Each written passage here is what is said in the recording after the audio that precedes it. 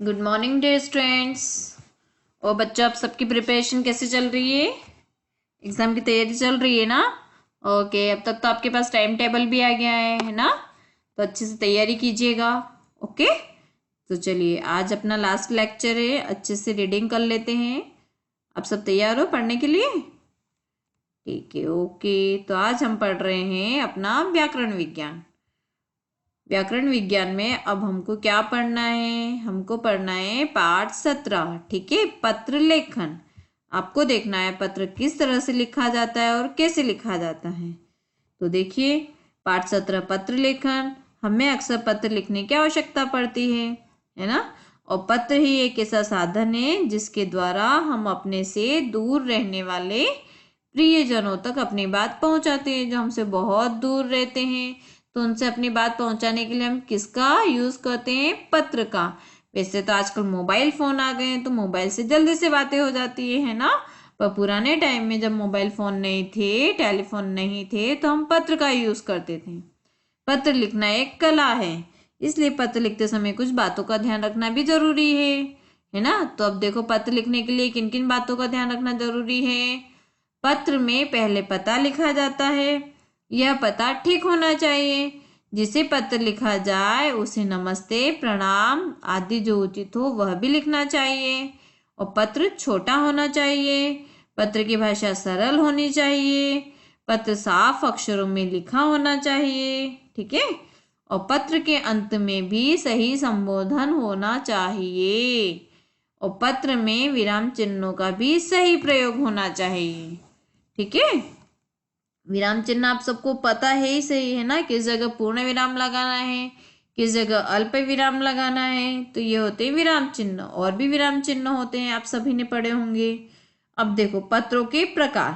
तो पत्र के प्रकार, तो पत्र दो प्रकार के होते हैं, है ना? कौन कौन से होते हैं? एक होता है औपचारिक पत्र और दूसरा होता है अनौपचारिक पत्र। अब औपचारिक पत्र क्या होते हैं? तो ऐसे लोगों को लिखे जाने वाले पत्र जिनसे हमारा निजी संबंध नहीं है ना? जैसे ऐसे पत्र किसको लिखे जाते हैं? जैसे किसी कार्यालय में ऑफिसर हो तो उसको लिखे जाते हैं। कोई संपादक होता है, प्रधानाचार्य जी को लिखे जाते हैं, है ना? हमारे क्लास टीचर या इनके कक्षा अध्यापक को लिखे जाते हैं।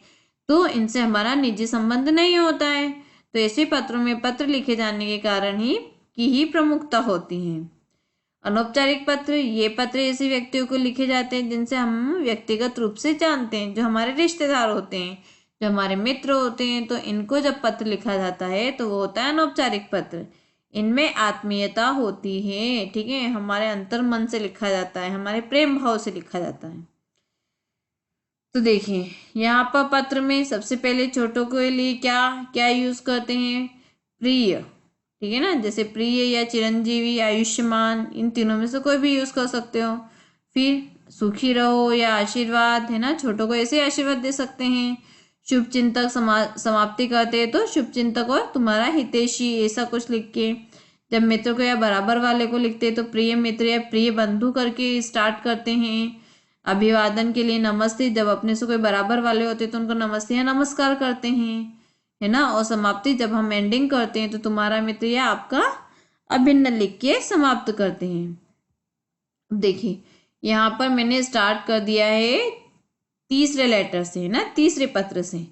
फीस माफी के लिए प्रधानाचार्य को पत्र लिखना है। ठीक है, तो जैसे यहाँ दिया है सेवा में, है ना? ऊपर ही ऊपर आपको भी लिखना है सेवा में।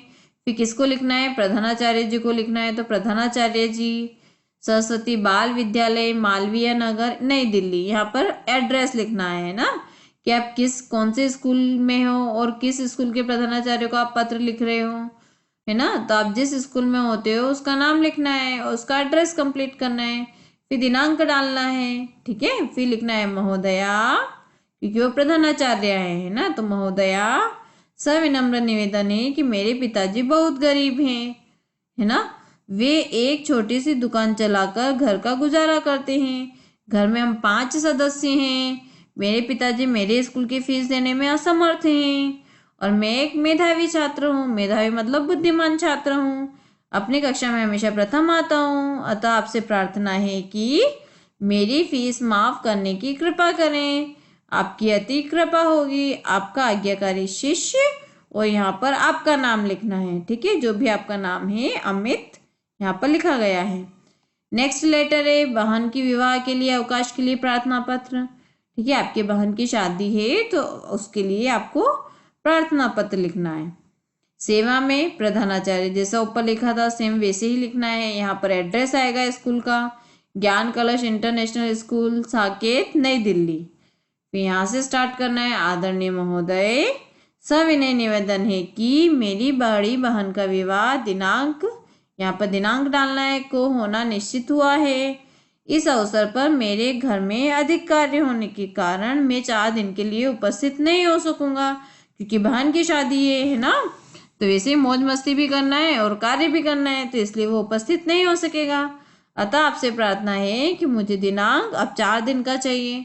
तो यहाँ पर जिस दिन से आपको अवकाश चाहिए होता है उस दिन का दिनांक चाहिए। ठीक है, और लास्ट डे, ठीक है, यानी कि आपको कब तक का अवकाश चाहिए, तो यहाँ पर वो वाली दिनांक आएगी, तक का अवकाश प्रदान करने की कृपा करें। ओके, धन्यवाद। आपका आज्ञाकारी शिष्य मधुर गुप्ता, कक्षा 4 अ। ओके, इस तरह से प्रार्थना पत्र कंप्लीट करना। अब देखिए नेक्स्ट है, यहाँ पर है पिताजी को अपने स्कूल और पढ़ाई के बारे में बताते हुए पत्र लिखना है। तो देखो सबसे पहले एड्रेस लिखना है, सेंट मैरी स्कूल छात्रावास। ठीक है, जहाँ से आप पत्र लिख रहे हो तो वहाँ पर आपको एड्रेस लिखना है, नई दिल्ली 15। फिर दिनांक लिखना है, फिर पूज्य पिताजी या पूजनीय पिताजी, ओके, सादर प्रणाम। मैं यहाँ कुशल पूर्वक हूँ, मेरा नया स्कूल बहुत अच्छा है। स्कूल में मेरी अध्यापिकाएं मुझे प्यार करती है। मैं भी अपनी पढ़ाई नियमित रूप से करती हूँ। मेरी कई सहेलियां बन गई है। मैं स्कूल की खेलकूद और वाद विवाद प्रतियोगिता में भाग ले रही हूँ, है ना। मेरी आप बिल्कुल भी चिंता न करें, मैं मन लगाकर पढ़ाई करूँगी। आप दिल्ली कब आ रहे हैं? माताजी को मेरा प्रणाम करना और छोटू को प्यार। आपकी पुत्री गुंजन। ठीक है, इस तरह से गुंजन ने अपने पिताजी को अपने स्कूल और पढ़ाई के बारे में बताते हुए एक पत्र लिखा है। ओके, अब यहाँ पर एक मैंने होमवर्क भी दिया है आपको, मित्र को उसके जन्मदिन पर बधाई देते हुए पत्र लिखिए। बट होमवर्क को मैंने सेल्फ कंप्लीट कर दिया है। ओके, क्योंकि हमारे पास टाइम बहुत कम है ना। तो आप इसी पत्र को अच्छे से देख लीजिएगा और लर्न कर लीजिएगा। ठीक है, और राइटिंग की प्रैक्टिस तो होना बहुत जरूरी है बेटा हिंदी में। ठीक है, क्योंकि मात्राओं में बहुत मिस्टेक होती है इसलिए। तो देखो क्या क्वेश्चन है, मित्र को उसके जन्मदिन की बधाई देते हुए पत्र लिखिए, है ना। तो यहाँ देखो सबसे पहले एड्रेस 34B लाजपत नगर गाजियाबाद, दिनांक 7/2/2021।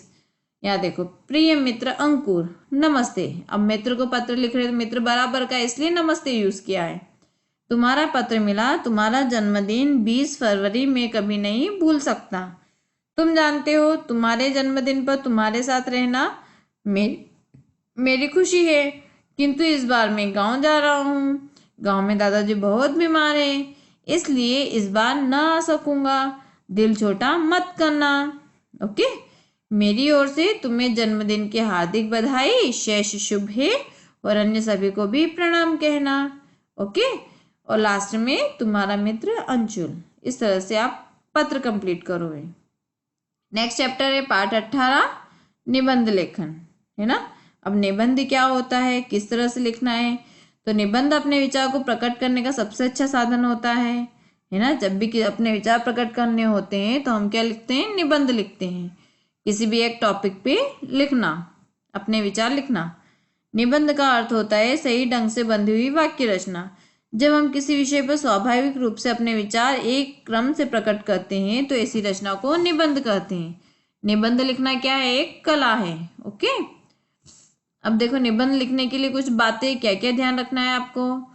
निबंध का विषय चुनकर उसके बारे में पूरी जानकारी प्राप्त करो। यहाँ पर आपको जो भी विषय दिया जाता है उसके बारे में आपको पूरी जानकारी होना चाहिए। विषय के अनुरूप एक रूपरेखा बना लो कि आपको पहले क्या लिखना है, फिर क्या लिखना है। ओके, विचार बिंदुओं को क्रम से लिख लो, फिर उनका विस्तार करते हुए अलग अलग अनुच्छेद बना लो। ओके, छोटे छोटे अनुच्छेद बना लेना। वाक्य छोटे और सरल हो और वाक्य में रोचकता होना चाहिए। छोटे छोटे वाक्य होना चाहिए और सरल वाक्य होना चाहिए। विषय के अनुसार उपयुक्त शब्दों, सुक्तियों, मुहावरों आदि का प्रयोग कर सकते हो आप। ओके।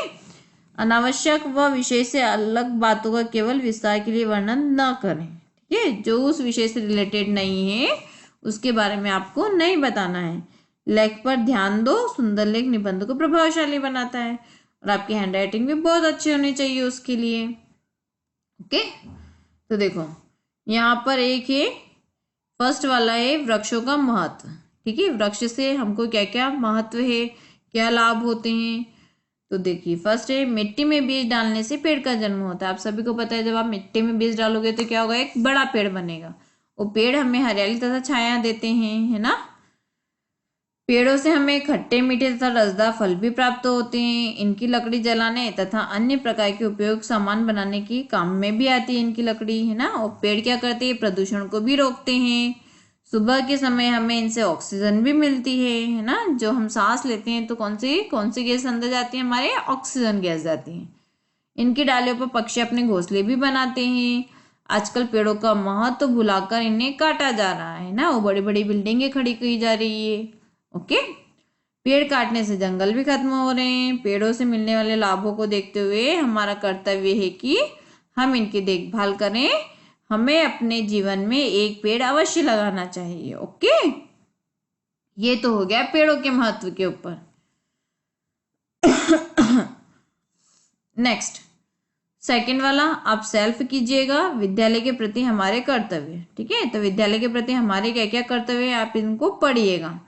अब थर्ड वाला है मेरा प्रिय खेल क्रिकेट। ठीक है, तो यहाँ पर आपका प्रिय खेल क्या है, मेरा प्रिय खेल तो क्रिकेट है, जिसके बारे में ये भी आपको पढ़ना है। ठीक है, जैसे खेल खेलना या देखना सभी को अच्छा लगता है, आपको भी खेल देखना अच्छा लगता होगा। खेल क्या होता है, मनोरंजन के साधन तो है ही, और साथ में शरीर में स्फूर्ति, साहस और बल में भी वृद्धि करते हैं। खेल कई प्रकार के होते हैं, जैसे hockey, football, tennis, cricket, volleyball आदि, है ना। पहले सभी खेलों के नाम बता दिया। खिलाड़ी अपनी रुचि के अनुसार अपना पसंद का खेल चुनते हैं। जैसे मेरे पसंद का खेल क्या है, क्रिकेट है ना। अब क्रिकेट के बारे में आपको बताना है। भारत में यह लोकप्रिय खेल है। मैं स्कूल में तथा घर के पास वाले मैदान में भी क्रिकेट खेलता हूँ और टेलीविजन पर क्रिकेट के मैच जरूर देखता हूँ।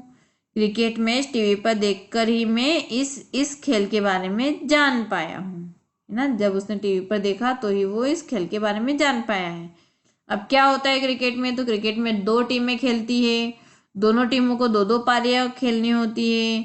एक दिवसीय क्रिकेट मैच में दोनों टीमें एक एक पारी खेलती है और एक टीम के खिलाड़ी गेंद फेंकते और क्षेत्र रक्षण करते हैं। दूसरी टीम के खिलाड़ी गेंद खेलते हुए अधिक से अधिक रन लेते हैं, है ना। दो टीमें होती है अपोज में, आप सबने भी देखा होगा।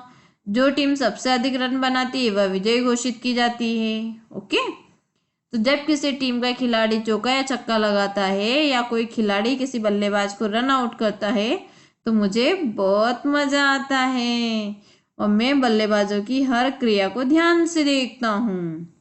मैं भी सचिन तेंदुलकर और सौरव गांगुली की तरह एक अच्छा बल्लेबाज बनना चाहता हूँ। मैं बड़ा होकर भारत के लिए खेलूंगा।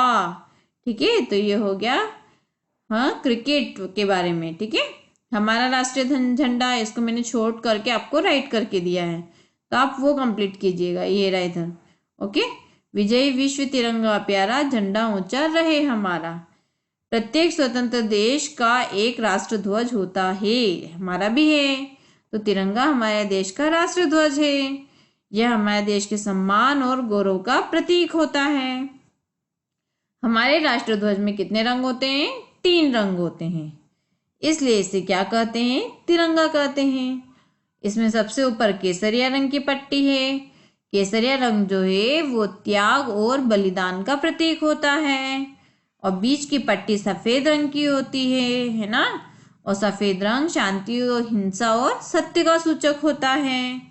और नीचे की पट्टी हरे रंग की होती है और हरा रंग हरियाली और समृद्धि का सूचक होता है। सफेद रंग की पट्टी के बीच में सॉरी एक अशोक चक्र बना है। तिरंगा हमारे देश की शान है और इसकी रक्षा करना हम सबका पहला कर्तव्य है। ओके, तो इस तरह से तिरंगा झंडे के ऊपर आपको निबंध राइट करवाया है। ठीक है, तो आप इसको अच्छी तरह से देख लीजिएगा और कंप्लीट कीजिएगा।